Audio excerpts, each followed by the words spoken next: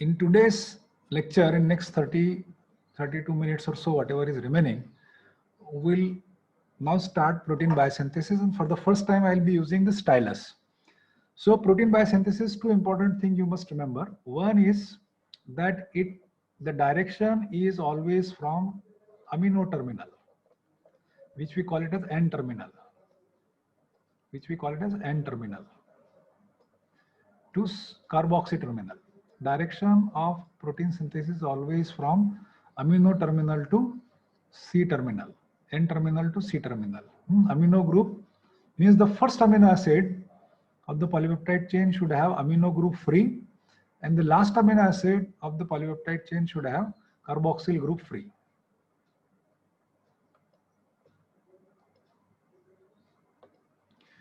This is point number one. Second point is the mRNA, it is translated from 5' end to 3' end.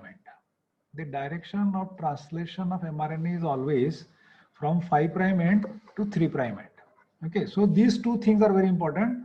We have been seeing the direction of replication. We have seen what is the direction of replication, what is the direction of transcription, and what is the direction of translation now from N terminus to C terminus, from amino group to carboxyl group. The first amino acid will have amino group free, and the last amino acid will have carboxyl group free.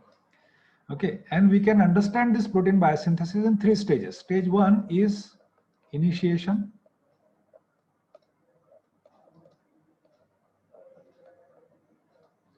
Stage two is elongation.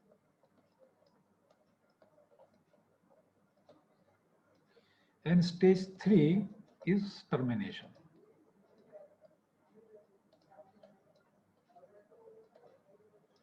The way we have studied transcription in these three stages, even translation can be studied in these three stages. And obviously, of the three stages, again, initiation is the most difficult, most complex.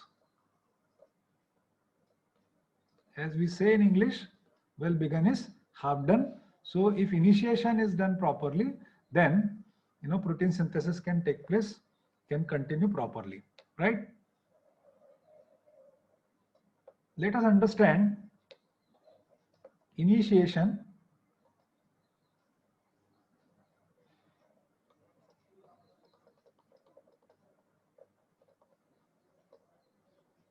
You require three things for initiation.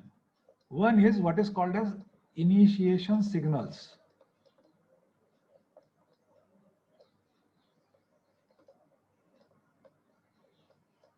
This is the first requirement, that you have to have initiation signal. Second is you require an initiator tRNA.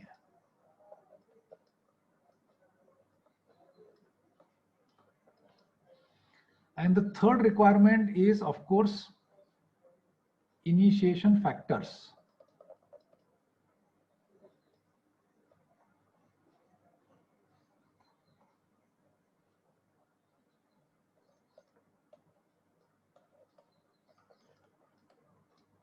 So what is meant by initiation signal in the first place? There are two initiation signals. There are two initiation signals.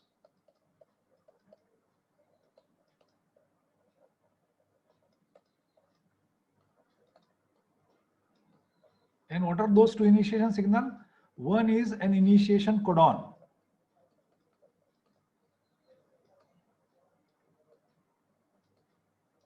And the second one is a Shaney-Dalgarno sequence.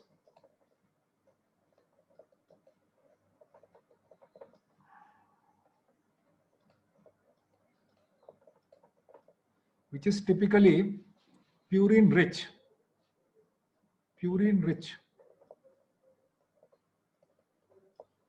Okay, these are the two initial signals.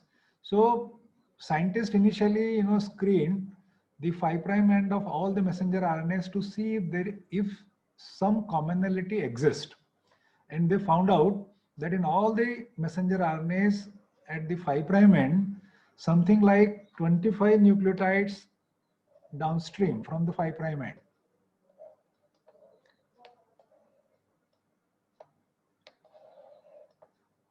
Okay, let us say this is the messenger RNA, and this is the 5 prime end. This is the 3 prime end.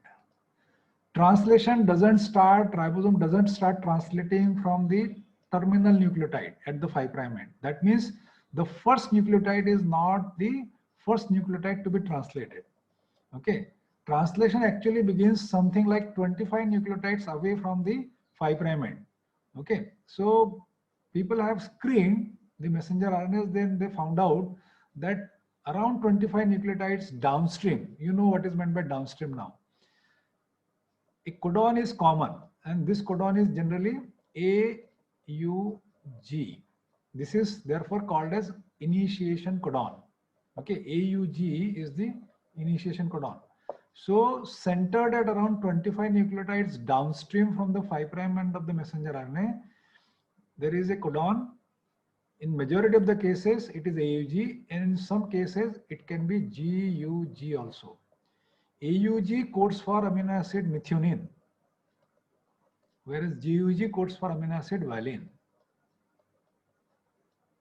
Okay, so this is the first initiation signal, and that we discussed earlier also. Then some 10 nucleotides upstream, this is upstream, 10 nucleotide upstream, the initiation codon, there is a sequence which is typically purine rich, and this sequence is called as Shinei-Dalgarno sequence.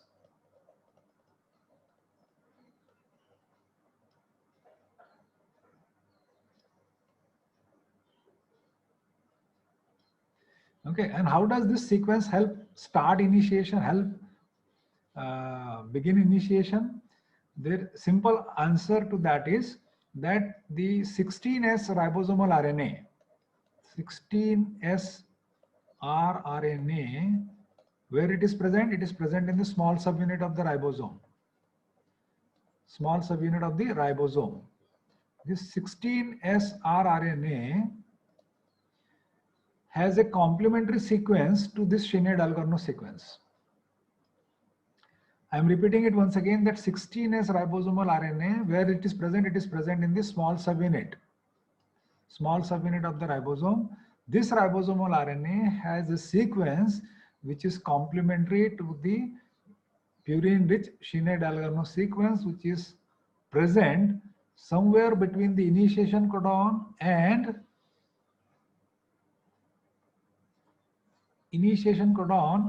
the 5 prime end of the messenger RNA.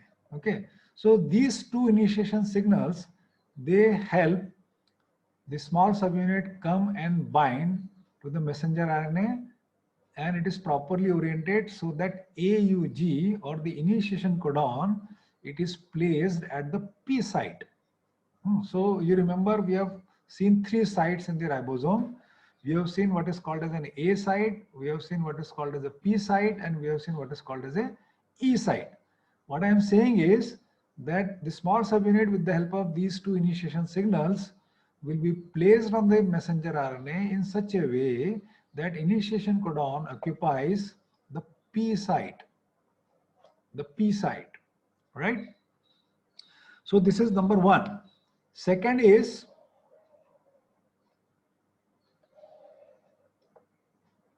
that you require an initiator tRNA.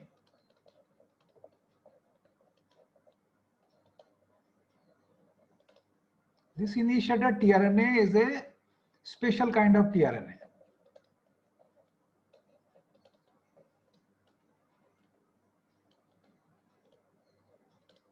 It has got some additional features than the other tRNAs.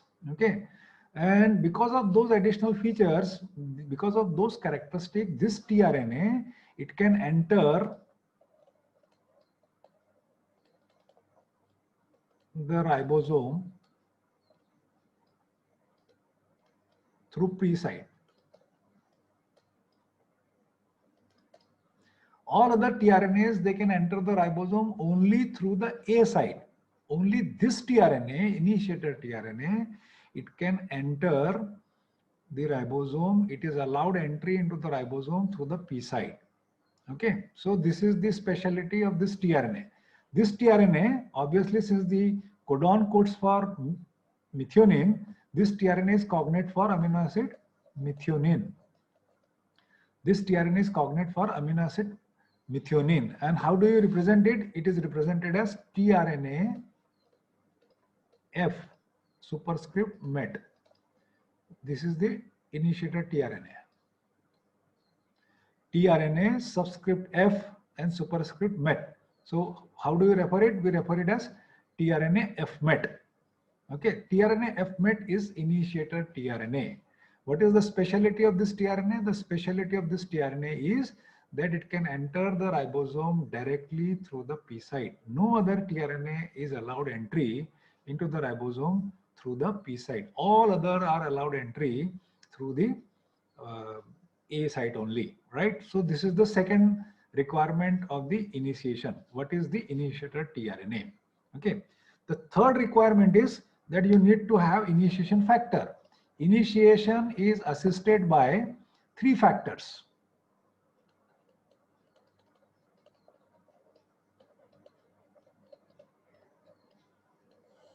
Initiation factors, right? They are called as initiation factor 1, initiation factor 2, and initiation factor 3. These are all protein molecules. IF stands for initiation factor. So initiation factor 1, initiation factor 2, and initiation factor 3. Initiation factor 1, it is probably a recycling factor. Its job is to recycle these factors, recycling factor. Initiation factor 2, its job is, its responsibility is to bring in tRNA F-MET. tRNA F-MET, now you know, is a initiator tRNA.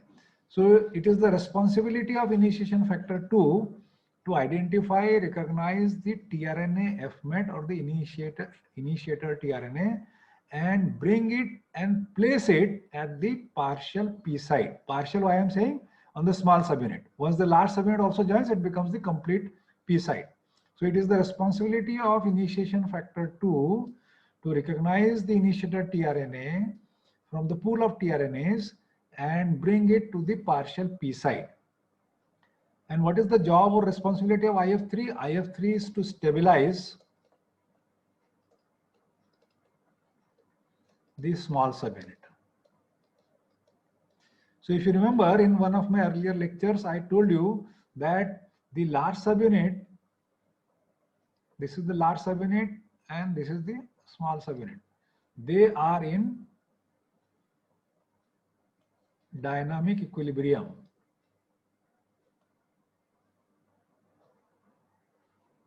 That means they continuously associate and they continuously dissociate. So unless small subunit is free, okay, this initiation cannot take place. So therefore it is the job of initiation factor 3 to bind to the small subunit and disturb this equilibrium and keep the small subunit in a free state so that it cannot bind to the large subunit till the initiator tRNA is placed at the partial P site. Okay, so these are the three initiation factors, okay, and their responsibilities. Now the next thing is, we said that the direction of protein synthesis is always from N terminus to C terminus. Okay.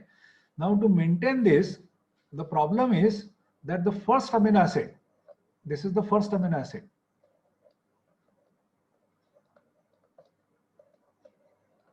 Methionine. Okay. So it has got its both amino group free and carboxyl group free. Both the groups are free. What we want that carboxyl group should participate in peptide bond formation with the second amino acid so that amino group remains free. But it may also 50% time it can happen this way, that amino group participates in peptide bond formation with the carboxyl group of the second amino acid. In that particular case, carboxyl group of the first amino acid will remain free. So in that case, in 50% chances, 50% cases, your direction will be from C terminus to N terminus. Whereas what I told you that the direction of protein synthesis is always from N terminus to C terminus. What does it mean? I'm repeating once again. It means that every time it is the carboxyl group of the first amino acid, it should participate in peptide bond formation with the amino group of the second amino acid. This is the second amino acid. So it should be the carboxyl group of the first amino acid and amino group of the second amino acid all the time. 100% times these two should get involved in peptide bond formation. Okay, but if you go by statistics, if this is the case, 50% time this will happen, and 50% time it is the amino group of the first amino acid and carboxyl group of the second amino acid, they will get involved in the peptide bond formation. Peptide bond will be formed that way also. So in that case, your direction will be from C terminus to N terminus. To make sure that this does not happen, this only the carboxyl group every time participates in peptide bond formation with the amino group of the second amino acid. What is necessary that this amino group should be protected. It should not be given an opportunity to participate in peptide bond formation. Okay, so nature has provided this particular mechanism that the amino group of the first amino acid, that is methionine, it is modified to protect this amino acid, to prevent this amino group from participating in peptide bond formation. This amino group of the first amino acid is modified. Okay, so let us see how does it happen.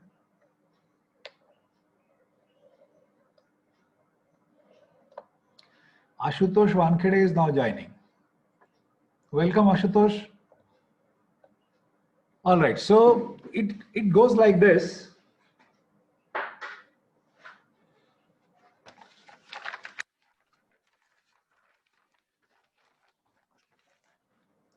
So let's say you have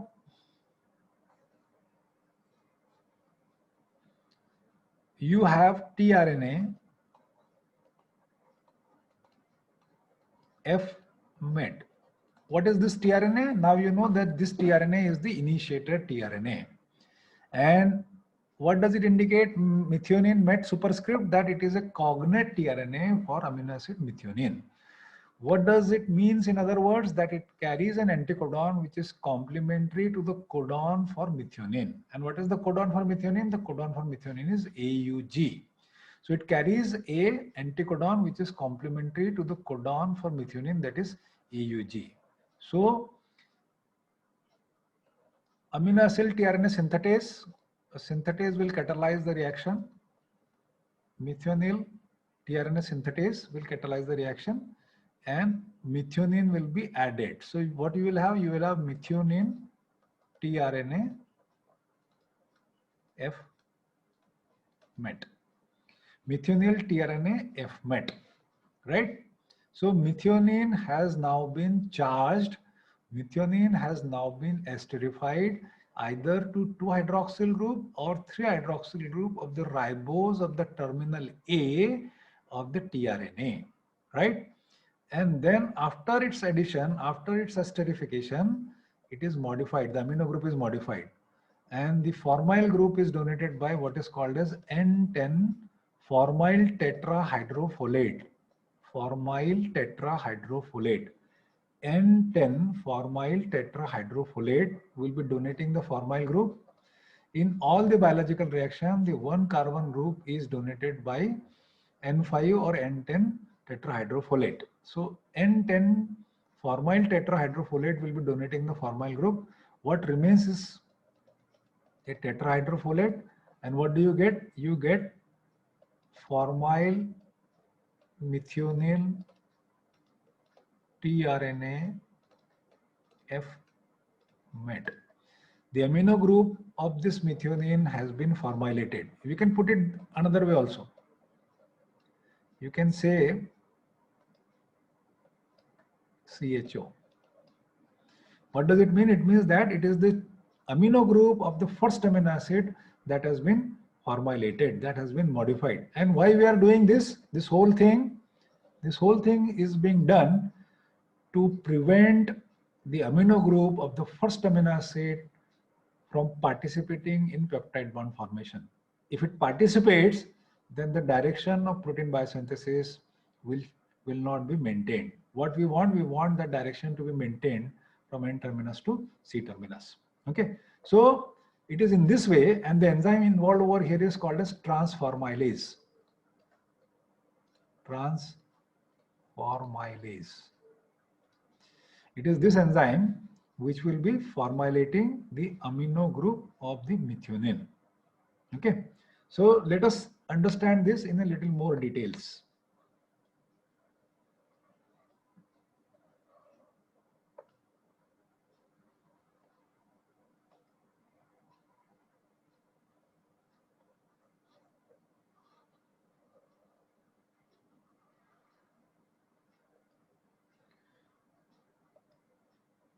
Okay, so let's say this is the tRNA. I am drawing it upside down.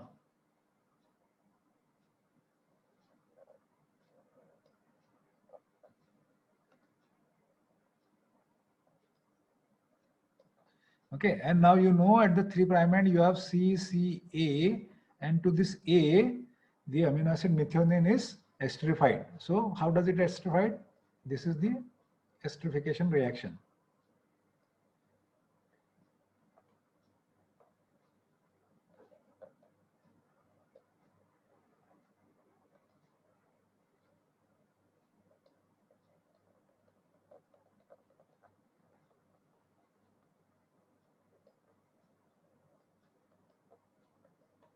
This is R1.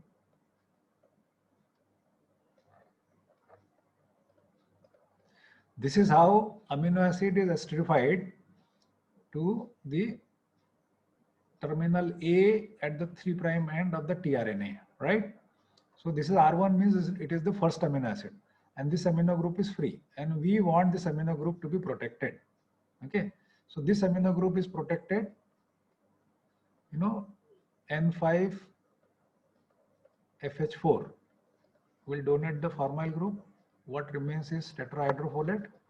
So how does it happen?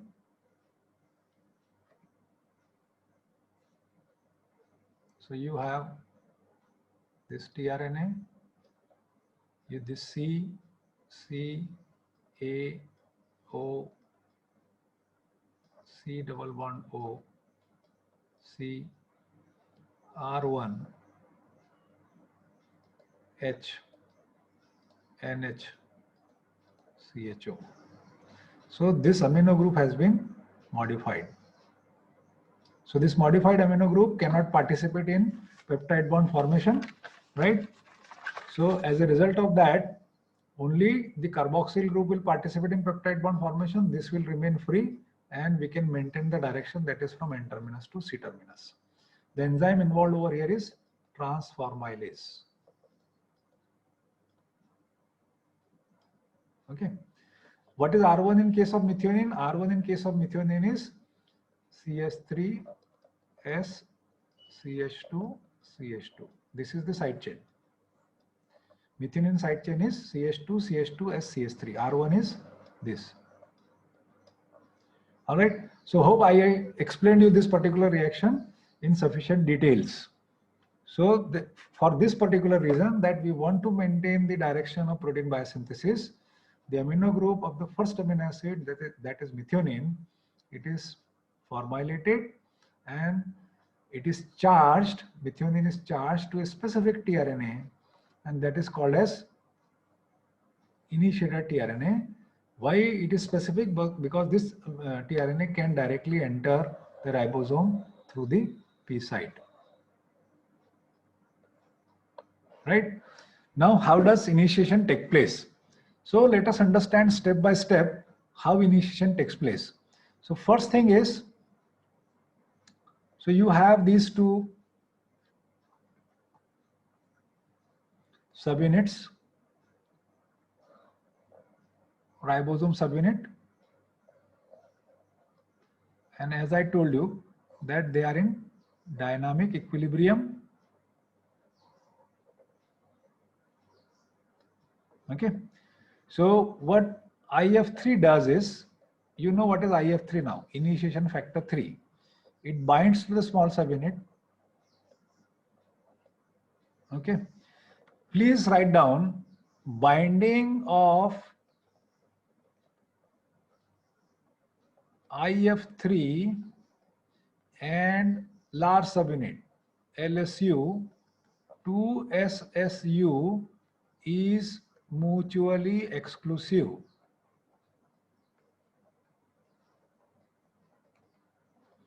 What is meant by this word mutually exclusive? Mutually exclusive means when IF3 is bound, large subunit cannot bind.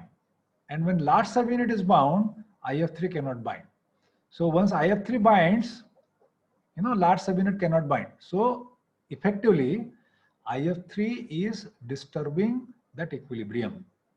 Okay, the dynamic equilibrium these two subunits are, that dynamic equilibrium is disturbed by the binding of IF3. So once IF3 is bound, you get the small subunit in the free form, which is a prerequisite which is required for the initiation to begin. So once you have this, it combines with messenger RNA. So this is messenger RNA, 5' end, 3' end, and something like 25 nucleotides from the 5' end, you have this initiation codon. So it binds. So what do you get? You get this kind of a thing.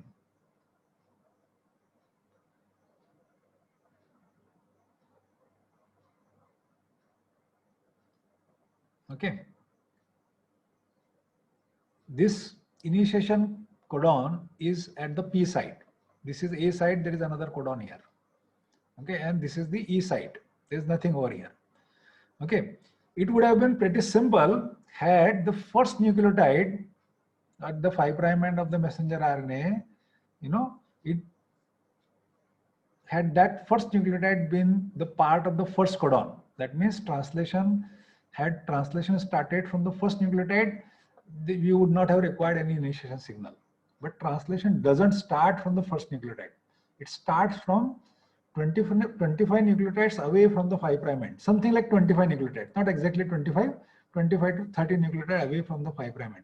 And therefore you require special initiation signal. This is AUG, and there is a Shannon-Dalgarno sequence somewhere over here. So small subunit has got 16S ribosomal RNA. It has got a sequence which is complementary to the Shannon-Dalgarno sequence, and it can identify this initiation codon. Okay, so messenger RNA is now bound. So you have a complex of messenger RNA, IF3, and small subunit, right? Now let us see what happens next.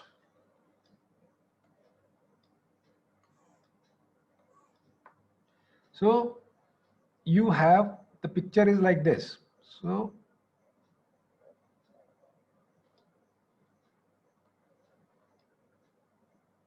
this is AUG, this is the codon number 2. Somewhere here you have this Shannon-Dalgarno sequence, which is being identified by the ribosome. This is the 5' end of the ribosome. This is the, let us make it a little longer, 3' end of the ribosome, right? The next is a GTP molecule will be added, energy is required, plus it is the IF2 F-MET tRNA F-MET. Okay, you understand now what? This is a complex of IF2 F-MET tRNA F-MET. This is the initiator tRNA which has been esterified with amino acid methionine, and that amino group has been formilated. F stands for formyl group. So what we have, F-MET tRNA F-MET IF2 complex, it will join. How does it join? Let us see that diagram also.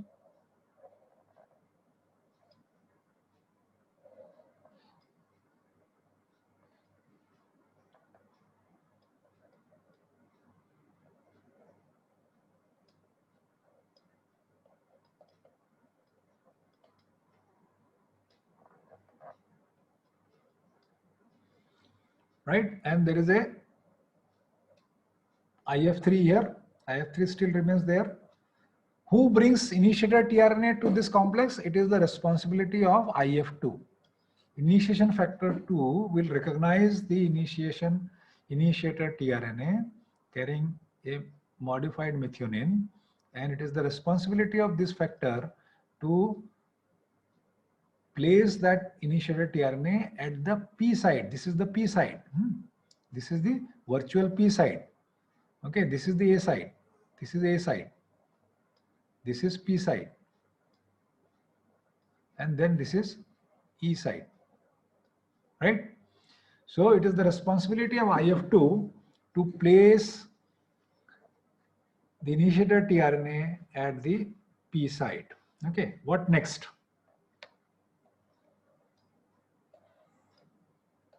So you have this picture at the end of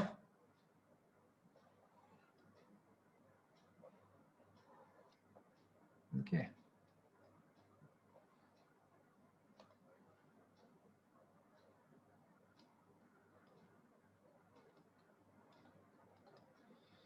What next is? The next is the large subunit will join.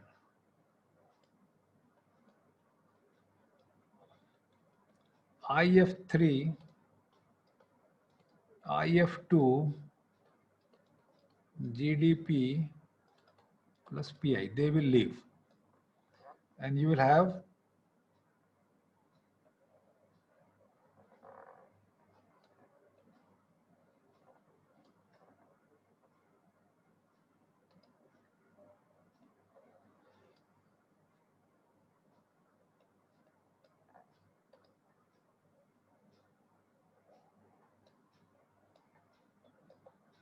initiator tRNA placed at the P side. This is the complete P side now. There is a next codon at the A side, and this E side is empty. This is the 5' end of the messenger RNA. This is the 3' end of the messenger RNA. Right? And since the LSU and IF3 cannot remain together, as soon as LSU comes, large subunit comes and binds, IF3 has to leave the complex. Once that initiator tRNA has been placed at the P side, its job is over. IF2 also leaves the complex. Even IF1 also leaves the complex. It is also there. It is a recycling factor. And that GTP that has come, that GTP gets hydrolyzed to GDP and PI. Energy liberated is utilized in placing the tRNA at the proper place. So this is initiation completed. At the end of the initiation, you have this picture that you have complete ribosome. You have initiator tRNA carrying the methionine placed at the A site, right? So in the next lecture, we will continue with the elongation process.